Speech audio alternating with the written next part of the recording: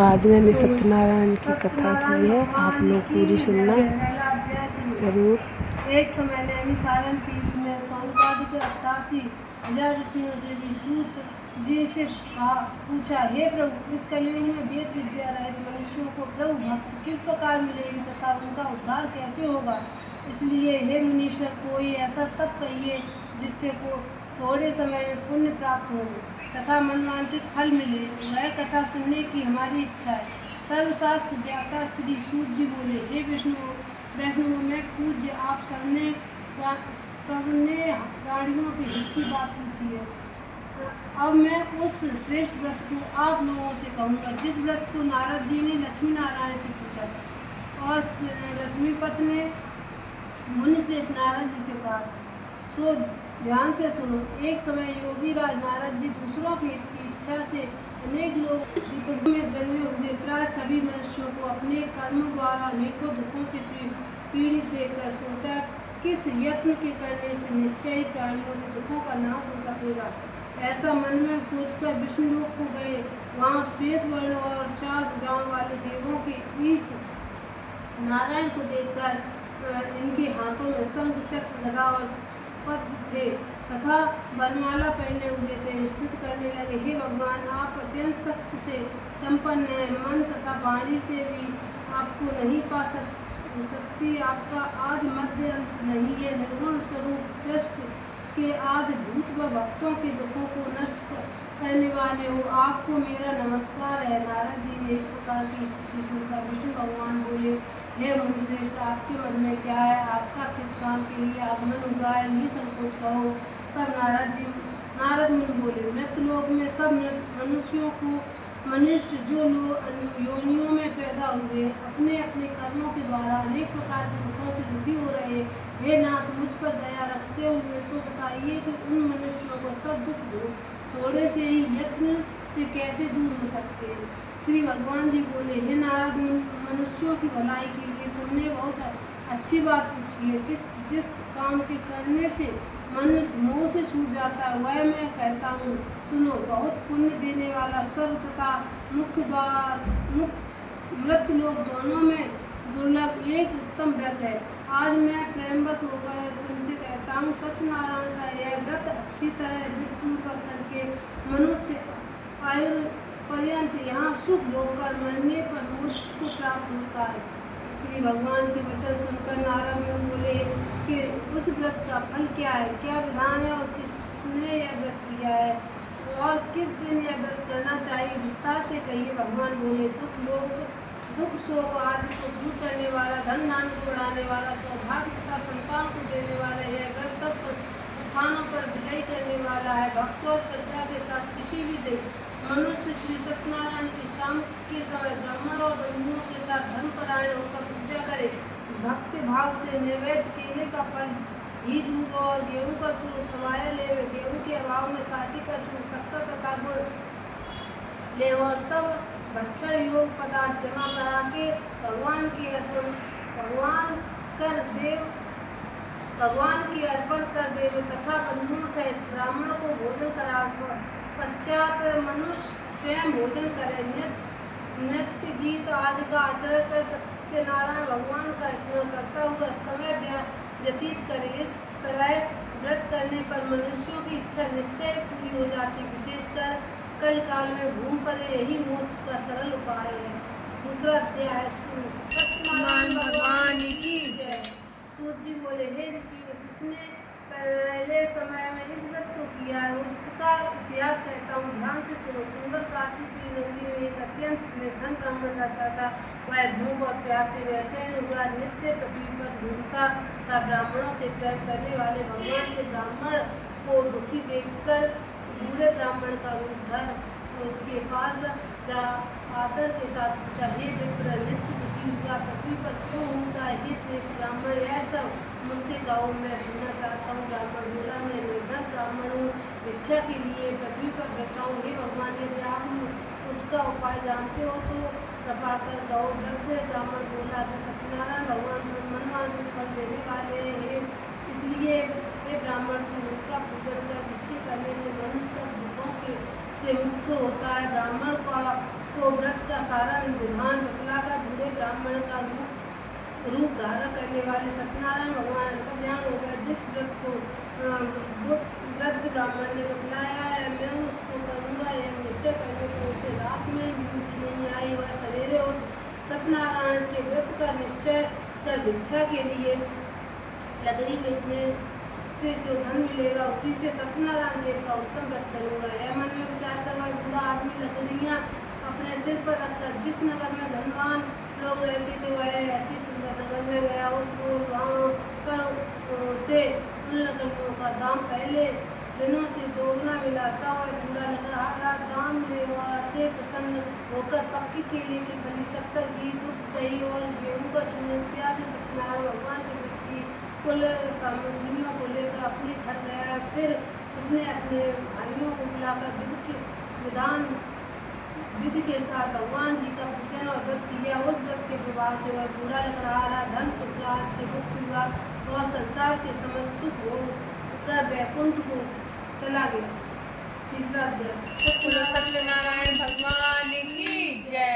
सूजी हुए हे श्रेष्ठ मुनियों, अब आगे की कथा कहता हूँ सुनो। पहले समय में उनका मुख नाम का एक बुद्धिमान राजा था। वह सत्य वक्ता और जितेंद्रीय था। विभिन्न स्थानों पर जाकर तथा गरीबों को धन देकर उनके कष्ट दूर करता था। उनकी पत्नी कमल के समान मुख वाली और सता सावित्री थी। भद्रशीला नदी के तट पर उन दोनों ने श्री सत्यनारायण का व्रत किया। उस समय में वहाँ एक साधु वैश्य आया। उसके पास व्यापार के लिए बहुत सा धन था। वह नाव को किनारे पर ठहरा कर राजा के पास आ गया और राजा को व्रत करते हुए देखकर विनय के साथ पूछने लगा, हे राजन, भक्ति चित्त से आप क्या कर रहे हैं? मेरी सुनने की इच्छा है तो आप यह मुझे बताइए। राजा बोला, हे साधु, भगवान आपने अपने बांधवों के साथ उत्तराधिकारी प्राप्त के लिए महासत्यवान सत्यनारायण भगवान का पूजन किया जा रहा है। राजा के वचन सुनकर साधु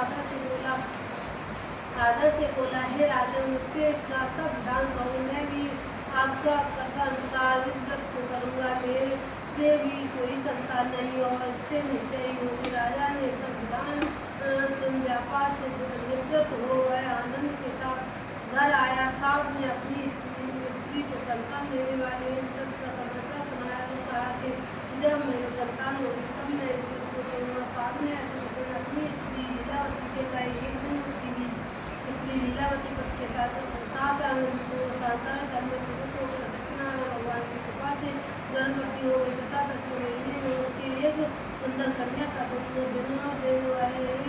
वह इस तरह बढ़ने लगी जैसे शुक्ल पक्ष का चंद्रमा बढ़ता है। कन्या का नाम कलावती रखा गया। तब लीलावती ने मीठे शब्दों में अपने पति से कहा कि जो आपने संकल्प किया था कि भगवान का व्रत करूँगा, अब आप उसे करिए। साधु बोला, ये इसके विवाह पर करूँगा। इस प्रकार अपने पत्नी को आश्वासन देकर नगर को गया। कलावती गृह में वृद्ध को प्राप्त हो गई। साधु ने जब नगर में सपनों के साथ अपनी पुत्री को देखा तो तुरंत दूध बुलाकर कहा कि एक पुत्री के वास्ते कोई सुयोग विवाह देखकर लाओ। साधु की आज्ञा पाकर दूत कंचन नगर पहुँचा और वहाँ पर बड़ी पूर्व और देखभाल कर लड़की के लिए सुयोग बड़े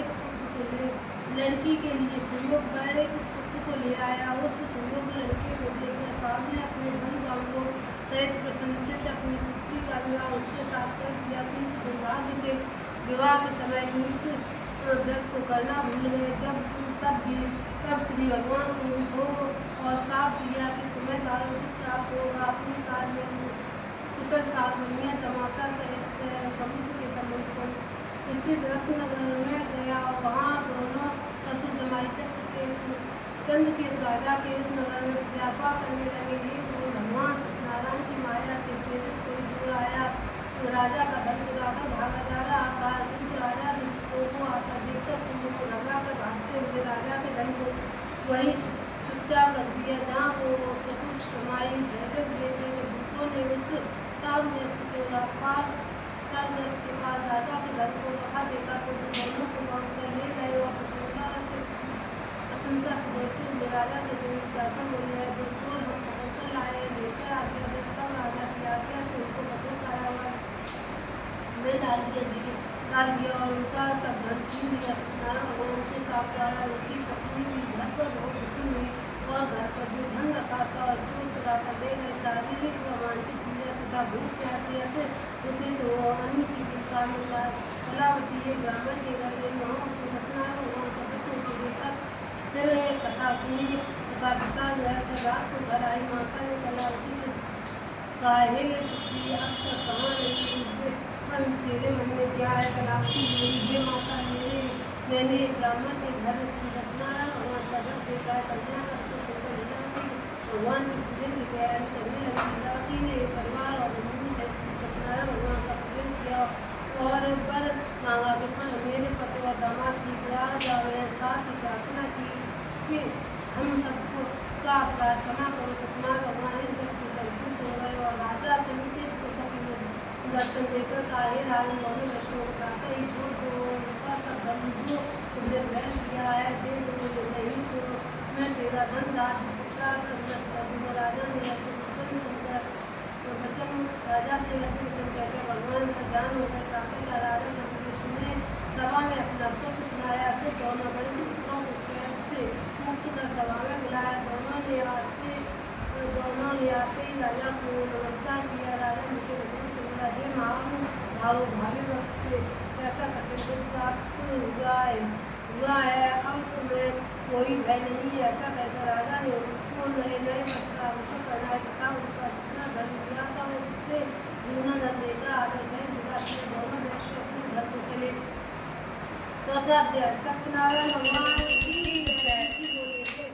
वैश्य मंगलवार मंगलाचार करके यात्रा आरंभ की और अपने नगर को चला। देखो उनके थोड़ी दूर हो गई है। सूर्य बोले, वैश्य ने मंगलाचार करके यात्रा आरंभ की और अपने नगर को चलाने उनके थोड़ी दूर निकलने पर दंडी वेशधारी सत्यनारायण ने उनसे पूछा, हे साधु, तेरी नाव में क्या है? अभिमानी बड़े हंसता हुआ बोला, हे दंडी, आप क्यों पूछते हो? क्या धन लेने की इच्छा है? मेरी नाव में कुबेर और पत्ती भरे। वैश्य का कठोर वचन सुनकर भगवान ने कहा, तुम्हारा वचन सत्य हो। दंडी ऐसा कहकर वहाँ से दूर चले गए और कुछ दूर जाकर समुद्र के किनारे बैठकर दंडी के जाने पर वैश्य ने नृत्य क्रिया करने के बाद नाव को ऊँची देखकर अचंभा किया और नाव में फैलकर और पत्ते आदि देखकर मूर्छित हो जमीन पर गिर पड़ा।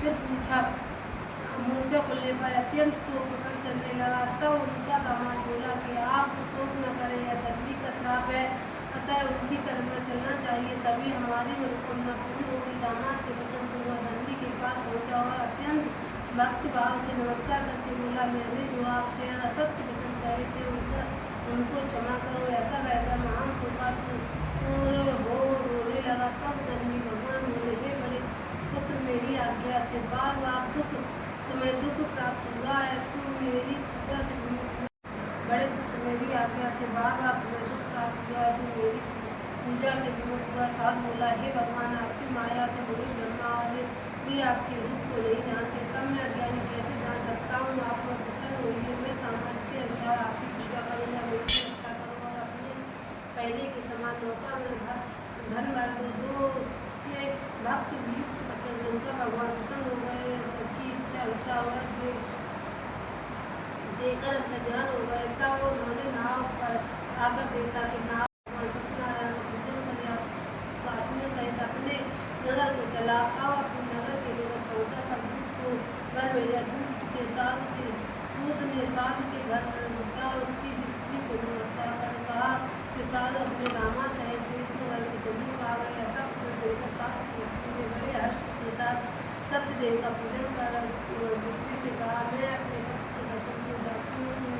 आज होकर शीघ्र माता के ऐसे वचन सुनकर कलावती प्रसाद छोड़कर के पास गई। प्रसाद की अवज्ञा के बाद सत्यदेव ने दुष्ट को उसके पति को नाव सहित पानी में डूब दिया। कलावती अपने पति को न देखकर रोती हुई झूठी नजर पड़ी। इस तरह माता को डूबा हुआ तथा कन्या को रोता हुआ देख साधु दुखित हो बोला, हे प्रभु, मुझसे या मेरे परिवार से जो क्षमा करो। उसके विमोचन का सत्यदेव प्रसन्न हो गए और आकाशवाणी हुई, ये सात देवी कन्या बेहद सात को चुनकर आई है, इसलिए इसका पति अप्रसन्न हुआ है। यदि वह घर जाकर प्रसाद खाकर लौटे तो उसे पति अवश्य मिलेगा। ऐसी आकाशवाणी सुनकर कलावती ने घर पहुंचकर प्रसाद खाया, फिर आकर पति के दर्शन किए। तत्पश्चात साधु ने बन मान गए। सत्यदेव का पूजन किया, उस दिन से वह पूर्णिमाओं को सत्यनारायण का पूजन करने लगा। फिर इस लोक का सुख भोग कर अंत में स्वर्ग लोक हो गया। 5वां अध्याय। सत्यनारायण भगवान की जय। तुलसी बोले, हे ऋषियों, मैं और भी कथा कहता हूँ। प्रजा पालन में दीन ध्वज नाम का एक राजा था। उसने भी भगवान का प्रसाद त्यागकर बहुत दुख पाया है। एक समय वन में जाकर वन्य पशुओं को मारकर वन के नीचे आया। वहाँ उसने वालों की भक्ति भाव से बांधुओं सहित सत्यनारायण जी का पूजन करते हुए राजा देखकर भी अभिमान बस वहाँ नहीं गया और न नमस्कार भी किया। तब बालों ने भगवान का प्रसाद उसके सामने रखा तो वह प्रसाद को त्याग कर अपनी सुंदर नगरी को चला।